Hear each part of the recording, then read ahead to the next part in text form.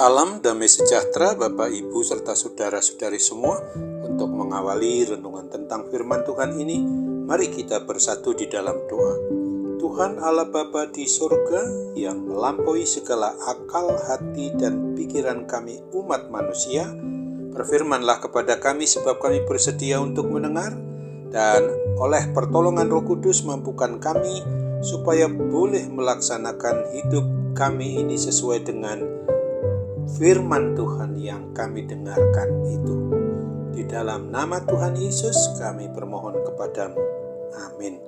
Sebagai nas renungan firman Tuhan pada hari ini diambil dari 2 Korintus 3 ayat 2 yang berbunyi, "Kamu adalah surat pujian kami yang tertulis dalam hati kami dan yang dikenal dan yang dapat dibaca oleh semua orang." Sebagai tema yang diangkat dari nas renungan kita adalah umat percaya kepada Kristus adalah surat Kristus.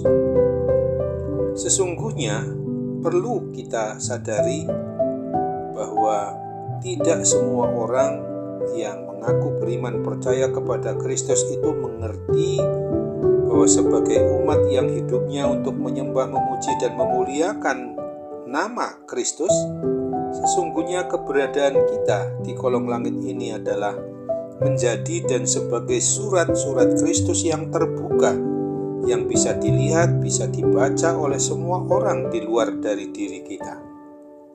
Oleh karena itu, baik sikap ataupun perkataan maupun tingkah laku perbuatan kita haruslah bisa menjadi dan sebagai berkat serta kesaksian yang baik bagi dunia atau bagi orang yang ada di sekeliling di mana kita berada. Seringkali kita diingatkan dengan firman Tuhan yang ditulis pada 1 Yohanes 2 ayat 6 ini. Barang siapa mengatakan bahwa ia ada di dalam Dia, ia wajib hidup sama seperti Kristus telah hidup.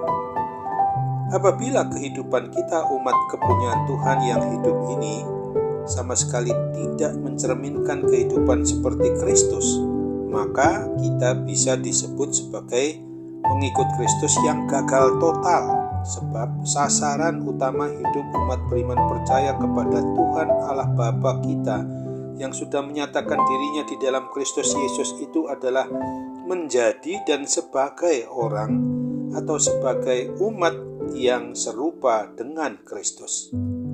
Itulah sebabnya di dalam 2 Korintus 3 ayat 18 ini juga ditegaskan bahwa dan kita semua mencerminkan kemuliaan Tuhan dengan muka yang tidak berselubung. Dan karena kemuliaan itu datangnya dari Tuhan yang adalah Roh, maka kita diubah menjadi serupa dengan gambarnya dalam kemuliaan yang semakin besar. Sesungguhnya harus kita sadari bahwa setiap pribadi atau setiap keluarga umat beriman percaya kepada Kristus disebut sebagai surat Kristus, artinya bahwa kehidupan kita bisa dan dapat dibaca oleh semua orang yang ada di sekitar kita. Hidup kita umat milik Kristus ini adalah sama seperti surat yang merupakan sarana atau alat komunikasi tanpa harus mengeluarkan suara pun, namun sudah bisa dan dapat dimengerti dari tulisan yang ada di dalamnya.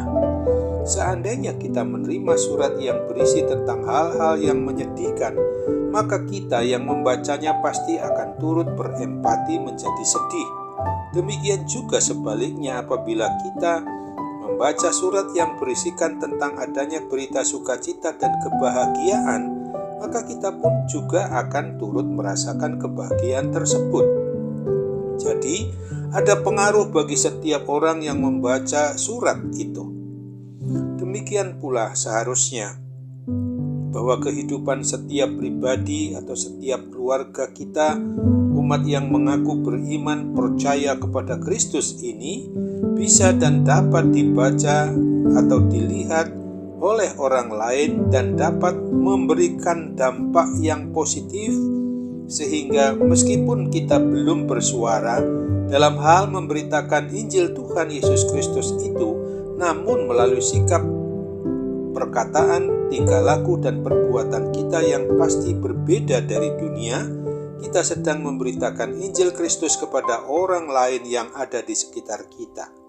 Ketika kehidupan kita umat beriman percaya kepada Kristus bisa dan dapat sebagai contoh dan teladan yang baik, maka tanpa disadari sesungguhnya kita ini sedang memperkenalkan Kristus kepada dunia di sekitar kita sebelum kita memberitakan Injil kepada mereka.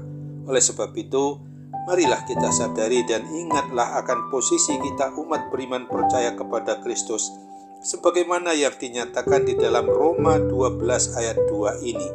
Janganlah kamu menjadi serupa dengan dunia ini, tetapi berubahlah oleh pembaruan budimu, sehingga kamu dapat membedakan manakah kehendak Allah, apa yang baik, yang berkenan kepada Allah, dan yang sempurna. Amin. Mari kita kembali bersatu dalam doa.